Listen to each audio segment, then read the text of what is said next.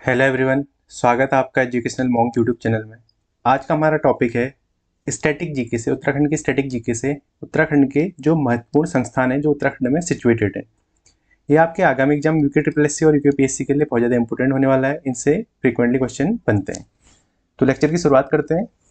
सबसे पहले है विवेकानंद पर्वतीय कृषि अनुसंधान संस्थान। ये जो अनुसंधान संस्थान है आपका, ये आपका पड़ता है कहाँ? अल्मोड़ा में। प्रीवियस ईयर एग्जाम में क्वेश्चन भी आया था कि इसके जो स्थापना किसने करी थी, वो डॉक्टर बोसी सेन ने। ये ध्यान रखिएगा। कब करी थी? 4 जुलाई 1924 को। ठीक है। पहले इसका नाम विवेकानंद लेबोरेटरी के नाम से कोलकाता में स्थापना करी थी, फिर बाद में 1936 में इस लेबोरेटरी को कहाँ स्थापित कर दिया गया? अल्मोड़ा में स्थापित कर दिया। और 1974 में इसका नाम बदल कर क्या कर दिया गया? विवेकानंद पर्वतीय कृषि अनुसंधान शाला। पहले इसका नाम क्या था? विवेकानंद लेबोरेटरी। फिर 1974 में क्या बढ़ गया? विवेकानंद पर्वतीय कृषि अनुसंधान शाला।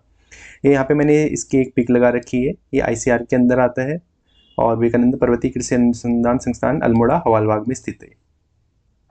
ये पूसा की पर्वतीय इकाई, आईसीआर के अंदर पूसा की पर्वतीय इकाई है। ठीक है। इस संस्थान के द्वारा मटर की किस्म VL03 और सोयाबीन की फेमस किस्म BS52 की खोज की गई थी। ये भी ध्यान रखिएगा, इनसे भी क्वेश्चन बन सकते हैं।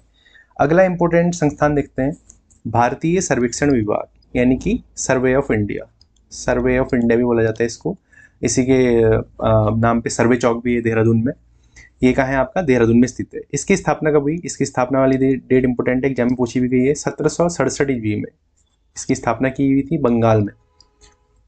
बेसिकली अंग्रेजों ने उस टाइम पे जो सर्वे किया जाता था, भू सर्वेक्षण और मानचित्र बनाने के लिए इसकी स्थापना करी थी 1767 में।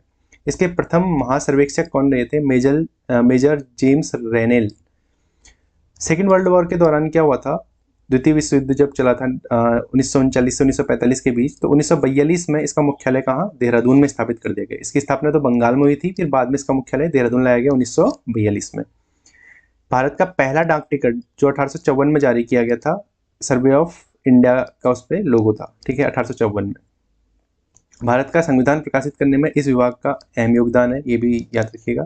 1830 में सर जॉर्ज एवरेस्ट इसके महासर्वेक्षक नियुक्त हुए। जॉर्ज एवरेस्ट भी इंपोर्टेंट फिगर है, इनसे भी क्वेश्चन बनता है।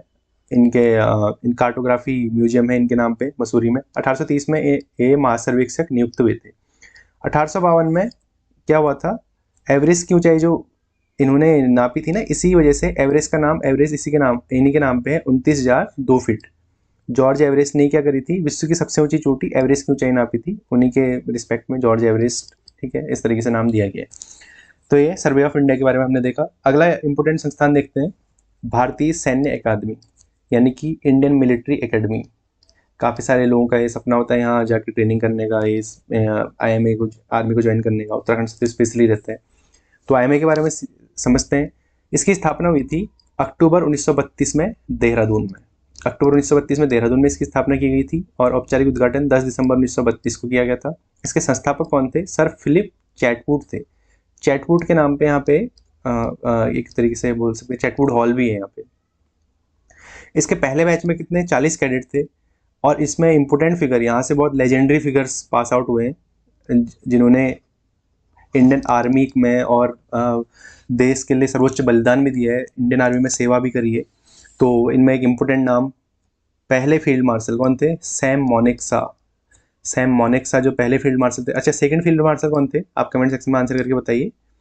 सेकंड फील्ड मार्शल थे आपके KM करियप्पा। ये पता होना चाहिए, ये हमारे क्या हैं? लेजेंडरी फिगर्स हैं, इनके बारे में पता होना चाहिए। और पाकिस्तान सेना के प्रमुख जनरल मोहम्मद मूसा भी यहाँ से पास आउट हुए थे। पासिंग आउट परेड का निरीक्षण यहाँ जो क्या होता है, हर साल पासिंग आउट परेड होती है, जो कैडेट होती है उनकी पासिंग आउट परेड होती है, तो उसमें कभी प्राइम मिनिस्टर, कभी राष्ट्रपति आते रहते हैं। तो इंपोर्टेंट फिगर कौन कौन से जो निरीक्षण कर चुके हैं? जवाहरलाल नेहरू, इंदिरा गांधी, डॉक्टर मनमोहन सिंह, और इसी के साथ APJ कलाम साहब, उन्होंने भी पासिंग आउट परेड का निरीक्षण करा था।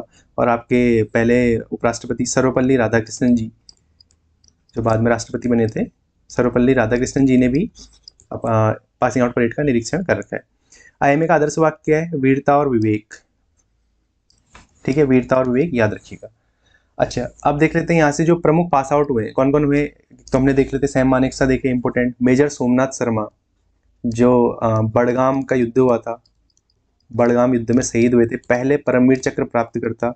1947 में इंडिया पाकिस्तान जो जब डिवाइड हो रहा था उस टाइम पे बड़गाम युद्ध हुआ था, तो वहाँ पहले परमवीर चक्र प्राप्तकर्ता कौन है? मेजर सोमनाथ शर्मा। सोमनाथ ग्राउंड भी है इन्हीं के नाम पे आईएमए के अंदर, लेकिन एक्चुअल में जो सोमनाथ ग्राउंड है वो आपका जो ज़्यादा फेमस है वो है आपका कहाँ?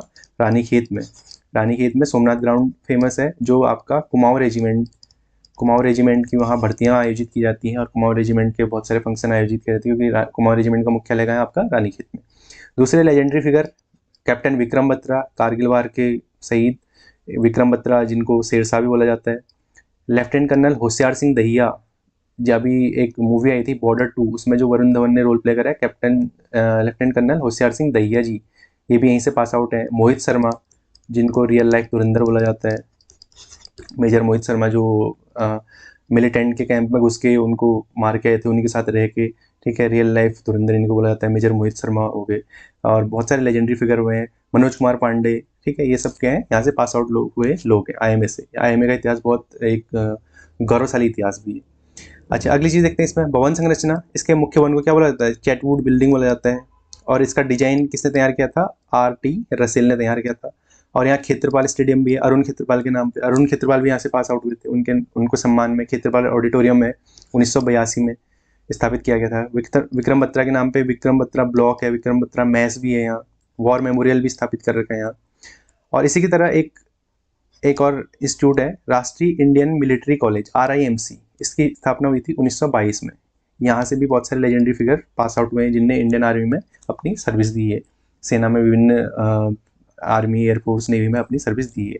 राष्ट्रीय इंडियन मिलिट्री कॉलेज, इसकी स्थापना कब हुई थी? 1922। अगला इंपॉर्टेंट इंस्टीट्यूट देखते हैं, FRI, forest research institute. FRI का है? देहरादून है, यहाँ देहरादून में स्थित है। यहाँ लोग घूमने के लिए भी जाते हैं, ठीक है। ये आपकी FRI की बिल्डिंग है, इस तरीके से ये आप पूरा का पूरा एक काफ़ी बड़ा कॉम्प्लेक्स है FRI का। यही फॉरेस्ट, देहरादून में फॉरेस्ट स्कूल के नाम से इसकी स्थापना की गई थी। 1906 में इसका नाम क्या रखा गया था? इंपीरियल फॉरेस्ट स्कूल कर दिया गया था। बाद में इसे इंपीरियल फॉरेस्ट रिसर्च इंस्टीट्यूट बनाया गया था। स्वतंत्रता के बाद इसका नाम क्या रख दिया गया था? Indian forest research institute. 1914 में इसका नाम यहाँ एक देहरादून वन संग्रहालय की भी स्थापना की गई थी। 2006 में प्लेटिनम जुबली मनाई गई, क्योंकि 1906 से ही क्या हुआ था? इस्टेब्लिश हुआ था, ध्यान रखिएगा, 1906 में। यहाँ काफ़ी बड़ा कास्ट संग्रहालय, एशिया का सबसे बड़ा कास्ट संग्रहालय यही है, ठीक है। इसके भवन संरचना के बारे में देख लेते हैं। आधारशिला 1923 में रखी गई थी। उद्घाटन इसके भवन का 7 नवंबर 1929 को किया था। किसने? इरविन ने। इरविन जो उस समय क्या थे? वॉयसराय थे। 7 नवंबर 1929, ठीक है। इरविन जो 26 से लेकर 31 तक वॉयसराय रहे थे इंडिया के। इसकी वास्तुशैली कैसी है? ग्रीक एंड रोमन, ऑब्वियस सी बात, अंग्रेजों ने बनाई, तो ग्रीक और रोमन इसकी वास्तुशैली है।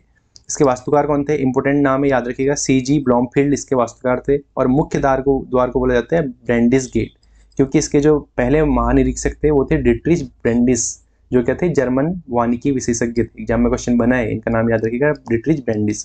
इन्हीं के नाम पे ब्रेंडिस गेट, इसके गेट का नाम रखा गया है, मुख्य द्वार का।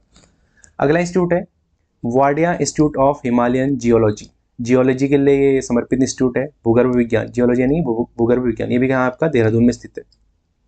देश का प्रमुख भूगर्भ संग्रहालय भी है यहाँ। अच्छा, इसकी संस्थापक कौन थे? DN वाडिया थे, और इसकी स्थापना की गई थी 1968 में। इसका मुख्यालय 1976 में देहरादून में स्थानांतरित कर दिया गया था। अगला इंस्टीट्यूट है नेहरू पर्वतारोहण संस्थान, NIM, निम भी बोला जाता है इसे, ठीक है। ये वाडिया संस्थान की पीक है। नेहरू पर्वतारोहण संस्थान ये आपका उत्तरकाशी में स्थित है। ये यहाँ पर्वतारोहण प्रशिक्षण कराया जाता है। इसकी स्थापना की गई थी 14 नवंबर 1965 को, जवाहरलाल नेहरू जी के बर्थडे के दिन, 1965 में।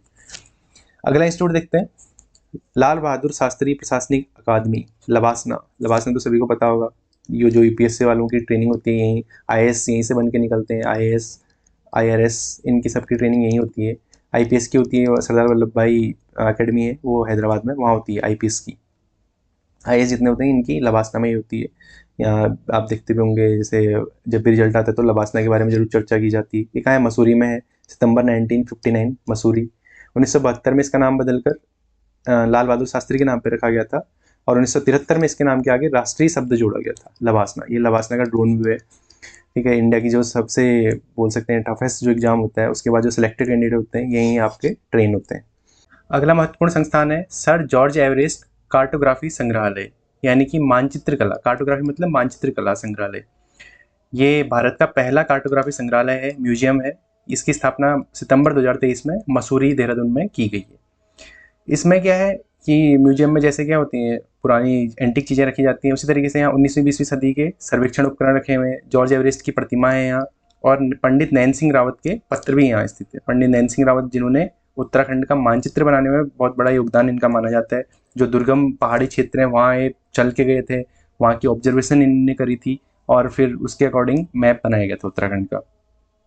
अगला इंस्टीट्यूट देखते हैं, आर्यभट्ट प्रेक्षण विज्ञान शोध संस्थान, Aryabhatta research institute for observational sciences, यानी कि आर्यभट्ट प्रेक्षण संस्थान, जिसको एरिज बोला जाता है। इसकी स्थापना 1954 में वाराणसी में राजकीय वेधशाला के रूप में की गई थी। 1955 में इसे नैनीताल स्थानांतरित किया गया था, और 1961 से ये मनोरमा पीक जो आपकी कहाँ है पहाड़ी, मनोरमा पहाड़ी आपकी नैनीताल में स्थित है, वहाँ इसका इस संस्थान की ये जो इंस्टीट्यूट है यहाँ है मनोरमा पीक पे।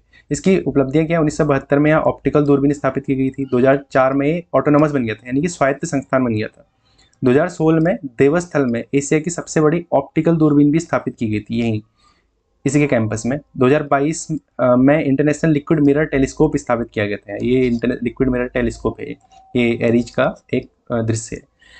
इसमें एरिज को बनाने में जो सहयोग दिया था भारत, कनाडा, बेल्जियम, उज्बेकिस्तान और पोलैंड इसमें इम्पोर्टेंट योगदान दिया था, इन 5 देशों ने। ठीक है, इनका नाम याद रखिएगा, भारत, कनाडा, बेल्जियम, उज्बेकिस्तान और पोलैंड। इसका अध्ययन क्षेत्र क्या है, तारों के जीवन चक्र का अध्ययन करते हैं, इसमें आकाशगंगाओं का अध्ययन करते हैं, ब्लैक होल हो गया, ब्लैक होल थ्योरी और ब्रह्मांड का अध्ययन किया जाता है। अगला इंस्टीट्यूट देखते हैं, भारतीय पशु चिकित्सा अनुसंधान संस्थान, जो आपका कहाँ पड़ता है, मुक्तेश्वर में पड़ता है। मुक्तेश्वर एक हिल स्टेशन भी है। इसकी स्थापना की गई थी 1893 में एल्फ्रेड लिंगार्ड द्वारा। एल्फ्रेड लिंगार्ड ने इसकी स्थापना करी थी। इसका पहले नाम क्या था, इंपीरियल बैक्टीरियोलॉजिकल लेबोरेटरी इसका नाम था। 1925 में इसका नाम बदलकर imperial institute of veterinary research किया गया, और स्वतंत्रता के बाद इसका नाम क्या रख दिया गया, भारतीय पशु चिकित्सा अनुसंधान संस्थान।